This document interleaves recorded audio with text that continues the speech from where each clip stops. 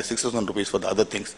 So I think if this is sold properly, one size will not fit all. So it needs to be, so how do you sell it? How do you bring in the local guys to get into this? I think that's going to be the challenges to be done. Last but not least, I think, as I said, once again, we need to have institutions in between who can take care of the entire infrastructure and use it. Like today, we are dealing with a lot of brokers. We are using the infrastructure put up by NSE, NSGL and others. But the fact of the matter is there's an institution who comes in between. If we decide that banks have to do everything, if we decide brokers will do everything, it's not going to happen. As Joseph was saying, you need to understand that who's going to be a person who can handle all these things. Yes, they have to have the credibility, they have to have the institutional framework, but I think that would be the way in which the entire infrastructure can be used for garnering the requisite support. Thank you. Sai?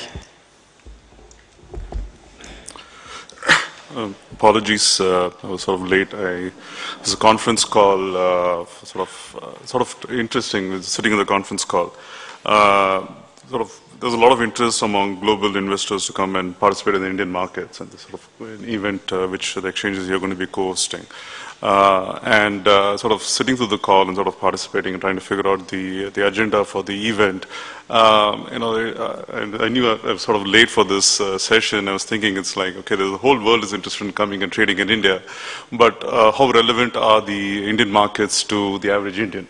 Right, and I've been going around in various forums saying that, if you take the average Indian, if the stock markets were closed for a week, it wouldn't make any difference. But if State Bank of India was closed for a few days, then it sort of make a difference. So that's the reason I was late. So I sort of missed some of the earlier comments, but sort of series of sort of disjointed thoughts with some theme, I guess.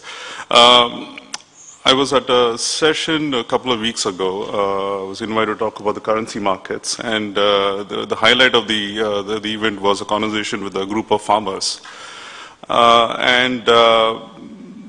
I was talking to them about financial inclusion because I was just reviewing some of the articles that were sent for this publication, and their view was that you guys are wasting your time.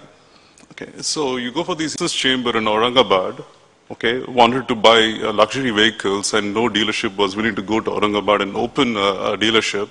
They just called the Mumbai office of Mercedes and said that we want to place an order for 100 Mercedes cars, right? So that's the largest order, single order that Mercedes has ever received in any sort of emerging market country, I guess, in the world.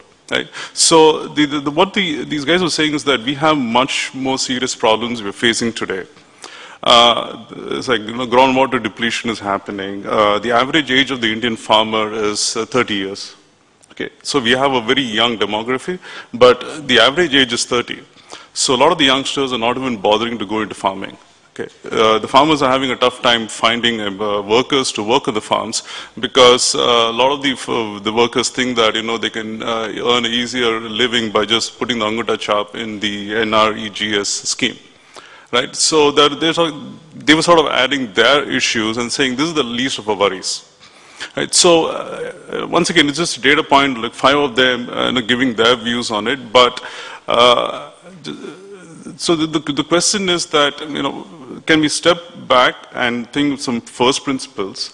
And sort of the banking accounts and the savings deposits and checking deposits and the design of these instruments were not done by a committee, was not done by the government, or not done by policymakers. These things arose in response to needs of human beings, right, in some sense. So